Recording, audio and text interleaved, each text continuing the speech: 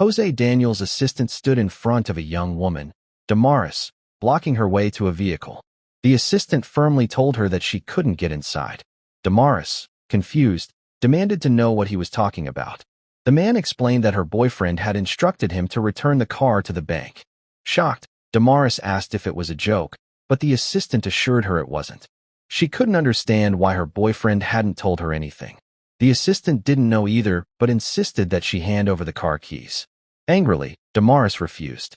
The man then suggested she confirm it herself, saying her boyfriend was right there at the corner and that everything was done under his orders. Meanwhile, around the corner, José Daniel was orchestrating the entire situation. He instructed another man to hide behind a pole and to come out when given the signal. The accomplice hesitated, wondering what would happen if Damaris said no, but José Daniel confidently replied that she wouldn't. Moments later, when Damaris confronted him, she demanded an explanation. "My love," she said sharply, "can you explain why your assistant claims my car belongs to the bank?" José Daniel tried to calm her, saying there was something he wanted to tell her. Damaris cut him off, saying she didn't care about anything else except knowing what had happened to her car. José Daniel avoided the question and instead knelt down to propose marriage. Stunned, Damaris stared at him in disbelief. She reminded him that her car had just been repossessed, and now he was proposing. She demanded to know if he was having financial problems in his company. José Daniel denied it, and asked if a car was really more important than marriage. Frustrated, she called his proposal absurd and accused him of being irresponsible for proposing in such circumstances. José Daniel insisted that love wasn't measured by wealth or comfort, that in good or bad times, true love remained the same.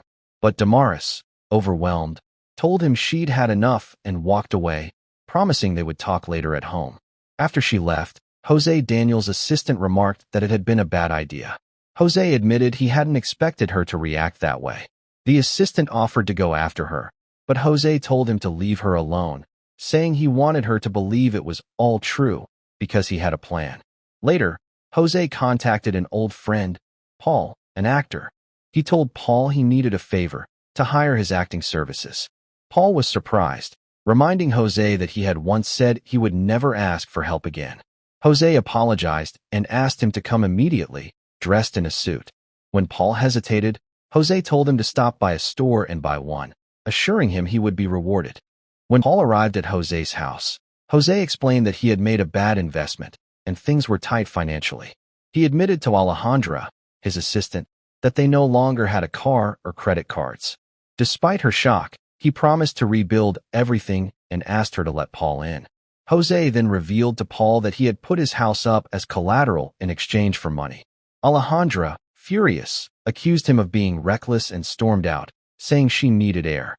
Once she was gone, Paul asked what was really going on. José confessed that he wanted to test how far Damaris would go once she discovered he no longer had any money. Paul found the plan absurd, warning him that it could go wrong. But José insisted, saying he wanted to know who truly loved him. Days later, Damaris met Paul, who pretended to be a businessman. She was polite but suspicious when José introduced him. As the two talked, Damaris admitted she felt lost and unsure about her relationship with José. Paul suggested that she take some fresh air with him, assuring her there was nothing inappropriate about it. She eventually agreed, explaining that her car had been taken by the bank. Paul arranged for one of José's cars to pick them up, secretly keeping José updated. As Paul and Damaris left together, José began to doubt his plan. He confided in Alejandra that he might have made the wrong decision again. She reminded him that the past couldn't be changed, and when he asked if she had ever wondered what would have happened between them, she avoided the question. He pressed further, asking if she still had feelings for him. Tearfully, she admitted that she did but feared getting hurt again.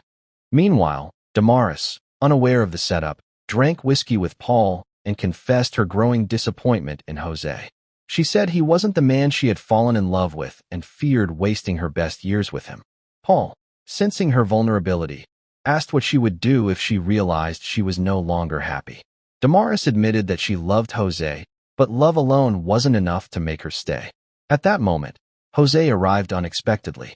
Seeing Damaris drinking with Paul, he confronted her. She accused him of ruining their lives and shouted that Paul was a real man. When Alejandra entered, Damaris accused her of being secretly in love with José and told her she could have him. Then she stormed out, saying she never wanted to see José again. After she left, José handed Paul the car keys. When Alejandra asked why, he told her that everything, every scene, every lie, had been a test. He revealed that Damaris's fear of losing her comfort had blinded her to the truth, while Alejandra had always been there for him. Alejandra, still hurt, asked if there was truly a chance for them. José admitted there might be, but she needed time to process everything. As Paul jokingly asked for double payment for the slap he had received during the act, José paid him and watched him leave with a wry smile. Later, José approached Alejandra with flowers. She initially ignored him, saying she had work to do, but he pleaded with her not to shut him out completely. He told her that everything he had said and done had been real and asked for one more chance. After a moment of silence, Alejandra finally told him she would give him just one chance and hoped he wouldn't hurt her again. José promised to dedicate his life to making her the happiest woman in the world, declaring that from that day forward, it would be his mission. Thank you for watching. Turn on notification and also subscribe for more.